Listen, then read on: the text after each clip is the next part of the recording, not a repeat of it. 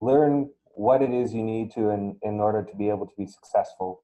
Confirm it with both your board of directors, with the staff, with everybody that you're on the right path, and then start moving. So what we did was we pulled things back. We started to implement more surveys to get people's opinions out. We started to do one-on-one phone calls in order to get the opinions through us as opposed through the whole group of individuals trying to make a decision, because as I'm assuming you would know, 100 people trying to make a decision of where to go for lunch or breakfast or dinner is very, very difficult. So let's get the information out in advance.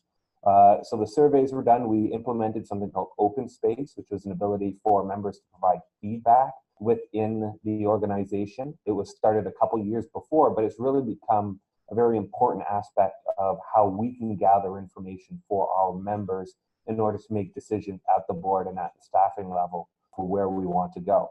And then the final one was, as someone who's interested in the technological way to solve some problems, I went out and I developed an app. I got a grant from a funding body. We created an app called AG Meeting. The AG Meeting app was used this year, and what it does is it allows full participation in the room using a mobile device on your phone or a laptop or whatnot, anything that's internet connected, and allows you to participate using a modified version of Robert's Rules. So it assists the moderator. It has an administrator to do all the login in portions and all that kind of stuff, and it assists them to make the meeting happen. Let's turn to some technology. Let's try to change and develop the way that our members interact with us, and let's hope that this will move us going forward into a more technologically aware group, and that builds that trust, because if we can go ahead and get it done, they're much more willing to fill out a survey, answer a phone call, or provide feedback than it is to push your way through with a member motion at an AGM. So the AG Meeting app, we're in the process of making it available to be sold because of the fact that we have all the rights. So when it was developed, I worked close with an original developer. We came up with an agreement. They recognized and built the content specifically for us. We have full licensing and rights for it. So now our members have access, and a handful of those members are using the app for regular meetings. We use it for our board of directors meetings because I have 10 board members. All of them are located across the country in different cities. So there's no opportunity to be able to meet. So this works as a facilitation system and process to help us in doing that. And what it's resulted in is now I have this finished product that is it still has some kinks to work out, and we're continuing to develop and work on it as we go through with anything. I'm not a developer per se, and I'm not a marketing and sales person, so I don't know where to go. So what we've started to do is we've been looking, and we've connected with an individual who takes products to market.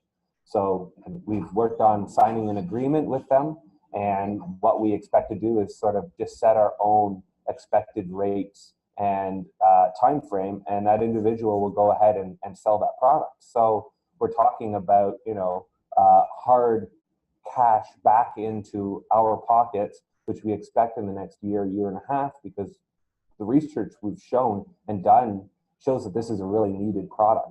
So we took sort of an issue and a problem that we were having, solved that problem, but also took a step further and said, well, can we solve this solution for other people, and can this make us some funding? So when this product sells, which I'm expecting it to sell within the next year, we're looking at just an influx of cash that's open and available, not tied to anything, which will really help us as an organization be able to grow.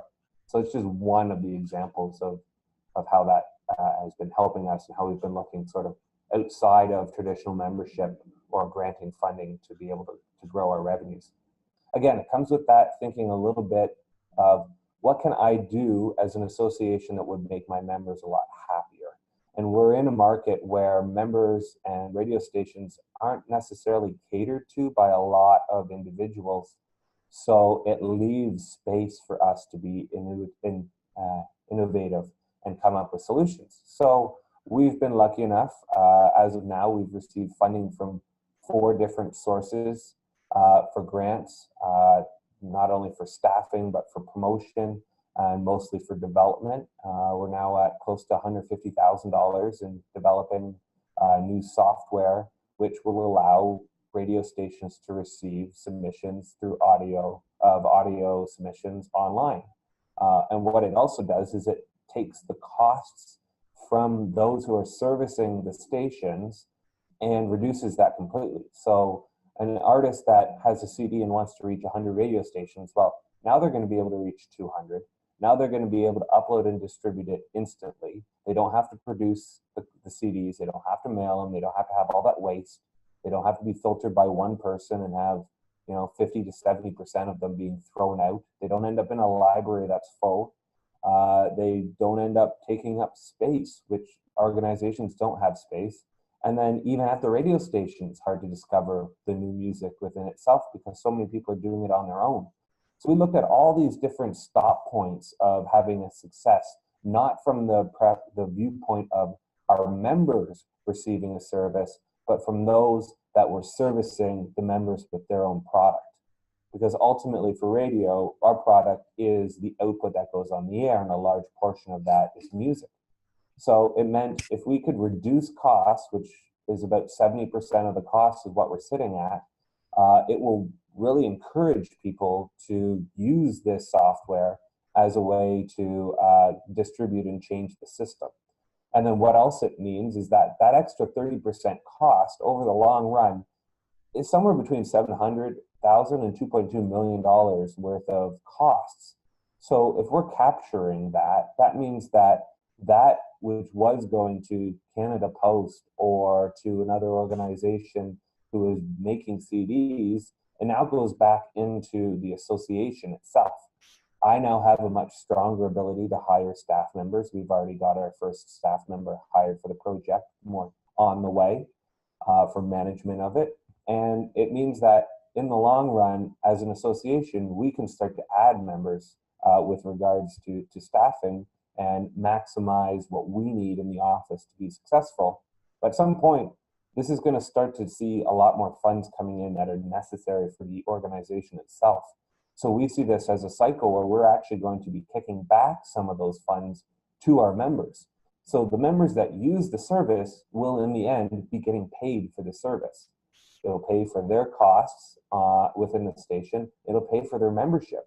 And maybe down the road, we'll be a member-free organization, a membership-free, fee-free organization where you're going to get some money to actually join and participate and provide opportunities for multiple sectors to grow. So for our standpoint, it's sort of taking a look at some of those, again, outlier expectations of what are sectors doing, what are people or what are places or gaps in the sector that need to be filled, and have the association itself take a risk on attempting to fill those gaps.